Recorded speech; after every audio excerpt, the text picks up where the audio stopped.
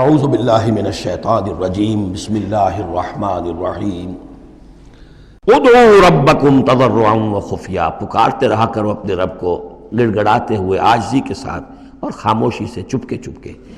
بڑی بلند آواز سے دعا مانگنا پسندیدہ نہیں ہے۔ انہ لا یحب المعتدین، یقیناً وہ حد سے گزرنے والوں کو پسند نہیں کرتا۔ ولا تفسدوا فی الارض بعد اصلاحها، اور دیکھو زمین میں اس کی اصلاح کے بعد فساد نہ مچاؤ۔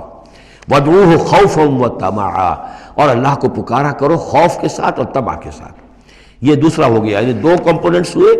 اللہ کو جب پکارو تو پہلی دو ڈائمنشنز کیا ہیں کہ پکارو گڑ گڑاتے ہوئے اور چپکے چپکے دل میں، اور دو مزید ڈائمنشنز کیا ہیں، خوف و طمع۔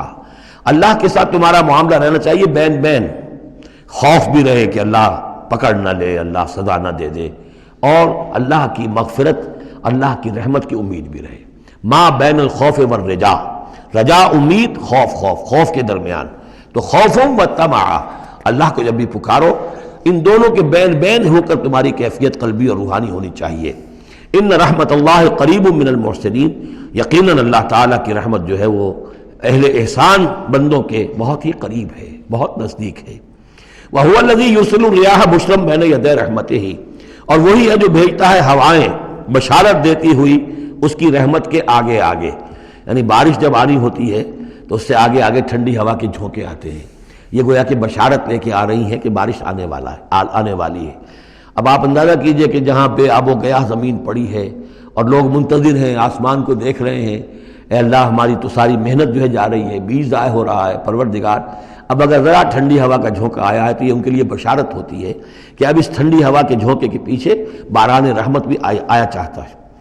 یرسل الریاح بشرا بین یدی رحمتہ حتی اذا اقلت سحابا ثقالا، یہاں تک کہ جب وہ ہوائیں اٹھا لاتی ہیں بڑے بڑے بھاری اور بادل، اب یہ بادلوں میں کتنے کتنے ٹن پانی ہوتا ہوگا جو آ رہا ہے زمین پر گرتا ہے، اس کا کوئی حساب کتاب کیا جائے کتنے بھاری بادل ہیں یہ، لیکن یہ ہوائیں ان کو لیے پھر رہی ہیں، روئی کے گالوں کی طرح ہوائیں پھر رہی ہیں۔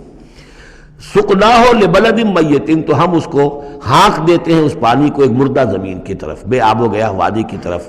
فانزلنا بہ الماء، ہم ان بادلوں کو ہانک دیتے ہیں، وہ ہوائیں جو ہیں ہانک کر لے جاتی ہیں ایک ایسی زمین کی طرف کہ جو مردہ ہے، بے آب و گیاہ ہے۔ فانزلنا بہ الماء، پھر ہم اس پر پانی برساتے ہیں۔ فاخرجنا بہ من کل الثمرات، اور پھر ہم اس سے زمین میں سے ہر طرح کے میوے نکال دیتے ہیں۔ اور کچھ نہیں تو گھاس ہی ہو گئی، چراگاہ ہی ہو گئی، اور اگر آپ نے کچھ بیج ڈالے ہوئے تھے یا یہ کہ بیج پڑے ہوئے تھے کسی باغ کے اندر، اوپر سے گر کے اس کے پھلوں میں سے وہ خود بخود پھوٹیں گے، اور وہ جو اللہ تعالیٰ کی طرف سے جو ہے وہ زمین کے اپنے خزانے نکال دے گی۔ کذالک نخرج الموتیٰ، یہ ہے اصل جو تشبیہ دی گئی، اسی طرح ہم مردوں کو نکال لائیں گے زمین سے۔ یعنی زمین مردہ ہوتی ہے، کوئی اس کے اندر زندگی کے آثار نہیں ہوتے، کہیں کوئی وہ جو ہے کوئی بھی آپ دیکھیں کوئی ہریاول نہیں کوئی، بلکہ وہاں پہ بسا اوقات تو ایسی ویرانی ہوتی ہے کہ کوئی آپ کو چیونٹے بھی نظر نہیں آتے، کوئی حشرات الارض نظر نہیں آتے، کوئی پرندے بھی آس پاس نظر نہیں آتے، کچھ نہیں، کوئی زندگی کے آثار نہیں۔ بارش ہوتی ہے، اس کے بعد یہ کہ اب آپ کو دیکھتے ہیں چلت پھرت ہے، ایک دم جو ہے زمین جو ہے اس نے بھی ہریاول ہرا جو ہے وہ گہنا پہن لیا ہے، اس کے ہرے ہرے کپڑے سمجھیے کہ وہ دلہن جو ہے آراستہ ہو گئی ہے، اور پھر اب چرند پرند بھی آ گئے ہیں، زندگی مگر اب زندگی ہی زندگی ہے معجزاً ساقی۔ تو اسی طریقے سے یہ زمین کے اندر پڑے ہوئے مردے جو ہوں گے یہ بھی گویا کہ بیج کے مانندے جو زمین میں پڑے ہوئے ہیں، ہمارا حکم آئے گا اور یہ پھوٹ کر نکل آئیں گے۔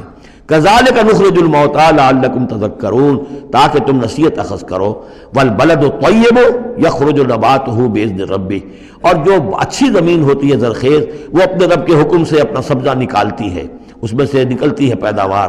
والذی خبث، اور زمین ایسی بھی ہوتی ہے کہ جس میں روئیدگی ہے ہی نہیں، زرخیزی ہے ہی نہیں، جو خراب زمین ہے لا یخرج الا نکدا، وہ کچھ نہیں نکالتی مگر کوئی ناقص سی چیز نکال دے گی، جھاڑ جھکاڑ کچھ ہو جائیں گے۔ یہ نکد جب لفظ جو پنجابی میں سرائکی میں استعمال کرتے ہیں، یہی اسی لفظ کی نکدہ، بڑی ردی شے، بڑی گھٹیا شے۔